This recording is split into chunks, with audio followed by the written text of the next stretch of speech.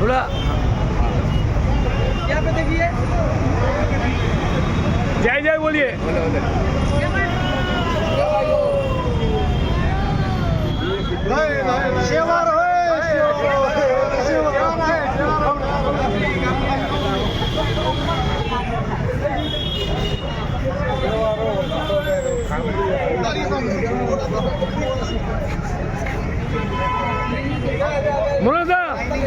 मनोज बाबू, मनोज दा, हेलो।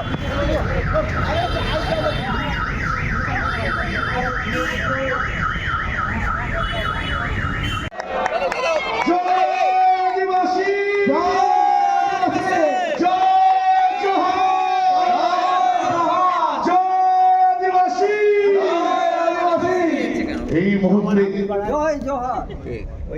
বাবা আম্বেদকর সাহেব থেকে শুরু করে যারা আইনের মধ্যে দিয়ে আদিবাসী সম্প্রদায়কে পথ দেখিয়েছেন, অধিকার, তাদের মনের কথা, তাদের চাওয়া পাওয়া সমস্ত কিছু। এরপর আমরা চলে যাব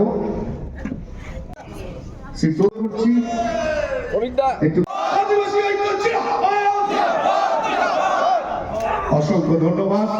আমরা এরপর আমাদের প্রিয়, আমাদের মনের মানুষ, হৃদয়ের মানুষ, যার কাছে সমগ্র 35 যেখানে উত্তরবঙ্গ, দার্জিলিং, কালিম্পং, আলিপুরদুয়ার থেকে শুরু করে বাঁকুড়া, পুরুলিয়া, ঝাড়গ্রাম, প্রত্যেক রাজ্যের প্রতিনিধি এসেছেন।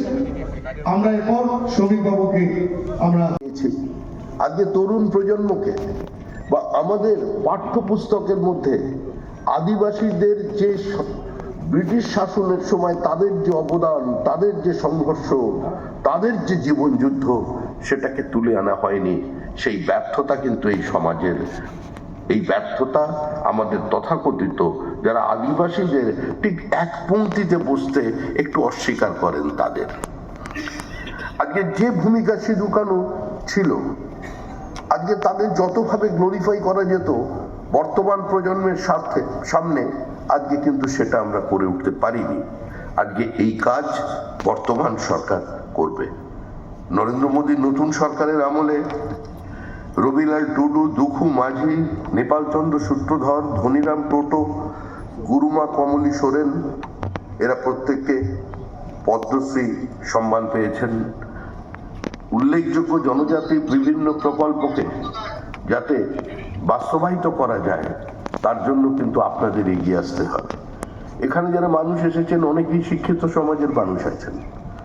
আপনারা স্কুল, কলেজ, বিশ্ববিদ্যালয়ে পড়াশোনা করেছেন, আইন ব্যবসা উকিল হয়েছেন। তারা করতে কাউকে চায় ডেকে দিয়েছেন, হয় তার জায়গা উপরে, আকাশের উপরে, আর না হলে জেলের করারের পিছনে।